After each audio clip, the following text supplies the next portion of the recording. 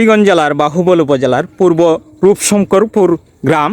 এই গ্রামের কৃষক আলম ভাই তার এই জমিতে দেখুন, একই জমিতে নিচে রয়েছে, মাটিতে রয়েছে এখানে দেখুন মুখী কচু আর উপরে রয়েছে সবজি, এবং এই জমিতে একসাথে একাধিক ফসল চাষ করা হয়েছে। আপনারা দেখুন, এখানে দেখুন এক জমিতে অনেক ধরনের ফসল চাষ করা হয়েছে। বরবটি, তারপরে বেগুন, তারপরে ঢেঁড়স, তারপরে রয়েছে আপনার মুখী কচু তো রয়েছেই, তারপরে ঝিঙ্গা রয়েছে। আমরা এই বিষয়ে কথা বলবো এইখানে আলম ভাইয়ের সাথে।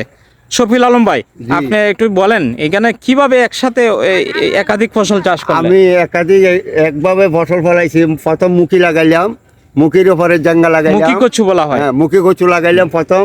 তারপরে কচুর উপরে মানে লাগাইছিলাম জাঙ্গা, তারপরে লাগাইছি আপনার বেগুন, তারপর লাগাইছি আমি ঢেঁড়স, তারপরে লব্যা আচ্ছা, বরবটি যেটা বলা হয়, এরপরে বেগুনও দেখতে পাচ্ছি আপনার জমিতে রয়েছে না? জি। আচ্ছা, এটা আপনাকে পরামর্শ দিচ্ছেন আমাদের কৃষি অফিসার শামীম ভাই।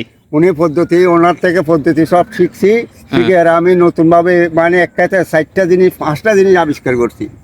একটা একই ক্ষেতে একই সাথে 5টি ফসল আপনি চাষ করে লাভবান। আচ্ছা, আমরা কথা বলবো এখন উপসহকারী কৃষি কর্মকর্তা শামীম ভাইয়ের সাথে, যিনি কৃষক শফিউল আলম ভাইকে পরামর্শ দিয়েছেন। ভাই, একটু যদি বলেন কিভাবে পরামর্শ দিলেন? আমরা কৃষকরা পরামর্শ দিচ্ছি যে মুখী কচুরা ছায়ার মধ্যেও একটু ছায়াযুক্ত নিজ জায়গাতে হয়, তার জন্য আমরা কৃষক বলতেছি একই জমিতে বিভিন্ন ফসল যাতে চাষ করতে পারে।